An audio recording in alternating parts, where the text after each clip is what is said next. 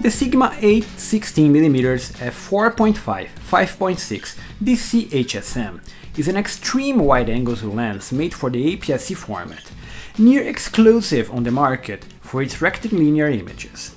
There are simply no peers at 8mm.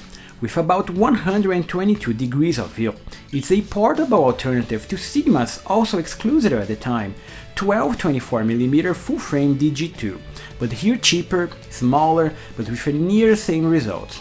Great as a backup on your kit, or the only wide-angle lens you'll ever have, all for about $600. At 75 by 105mm or 555 grams of mostly metals and a lot of glass, the first thing we notice on the Sigma 8-16 DC is the weight. Solid for an APS-C lens, feeling very premium for the price. It's actually interesting to see this generation from Sigma. Prior to the 2011 Global Vision lineup, some of these extreme lenses were treated like high-end products, and this 8-16 or even the 12-24DG show Sigma's prowess at engineering and finishing for precise and durable products. At the rear, a rubberized ring goes smoothly from 8 to 16mm in a single torque movement, moving the all-internal mechanism back and forth. At the front, the manual focusing ring is well damped and full-time connected to the also all-internal focusing groups that use an HSM hypersonic motor to drive the lens to the desired position. While it is not that fast, falling short of Canon's USM EF-Fast 1022, it's more than capable of shooting street photography. And at the front, it offers the same usability as the 12-24DG. No filter threads, as the convex optical element require much larger filters, and a fixed metal lens hood that protects the lens against impact and offers some levels of flaring resistance. And at the rear, the metal mount fits even full-frame cameras, despite the circular projection not covering the 135 format. So overall, this is a very straightforward lens, easy to use, portable, with the expected features, despite being extremely wide-angle and from a third-party brand. But as we'll see on its images, it delivers something truly special, the reason to have it on your kit even on the smaller APS-C format.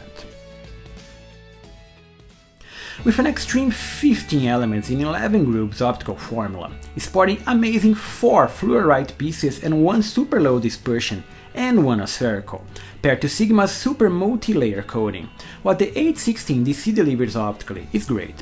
One of the most unique APS-C lenses for high-quality wide-angle images, exclusive on the market. There's truly nothing like it. Even wide open, the already small aperture makes for sharp images across the frame of the APS-C cameras, for large prints or web outputs that truly look reminiscent of the full-frame spheres. It's just a tad less sharp than the 12-24DG, probably due to the diffraction felt from the high-density APS-C format. The overall look of the images is great with a good balance of wide angle and lateral compression from the 8mm zoom setting, not squashing the corners to fit more image on a single frame, as we see from similarly wide lengths like Canon's top EF 11-24mm. For me, this Sigma makes for incredibly interesting images despite the lesser APS-C format, and the reason to have it on your kit. As a backup to the 12-24DG, here lens data, but can easily be your single APS-C lens if you're on a budget. While yes, it does suffer from visible lateral chromatic aberration and visible geometric distortion, given the extreme zoom formula, the colors and contrast more than make up for its imperfections, making everyday shots of interior design, architecture, product photography, and even portraits much more interesting than regular wide-angle lenses, and another reason to make it a keeper. It's just better than overall zooms. So for those looking for something special, this can truly be it. While we're seeing the wide-angle popularity skyrocket from newer smartphones offering equivalent wide-angle lenses, this APS-C zoom already runs circles around their optical quality, so it's easy to recommend for all photographers, even on a budget.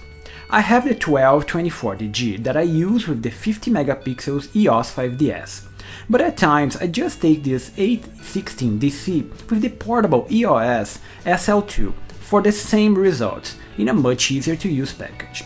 So I highly recommend it. Just add it on your kit and nice shooting.